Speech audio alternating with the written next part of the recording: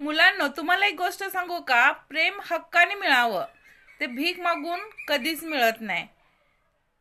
Phone कर, मेसेजला reply दे, असं आपण सातत्यानं दुसऱ्याकडे भीक मागतो. तुझा वेळ दे, तर ते आत्ताच थांबवा.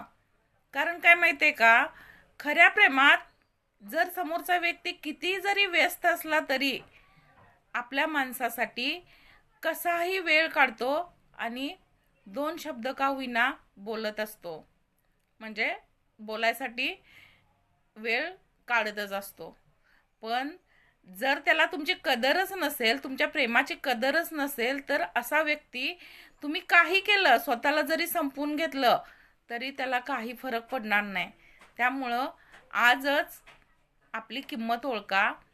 आपलं प्रेम खरं आहे का ते शोधा आणि मग त्यांच्या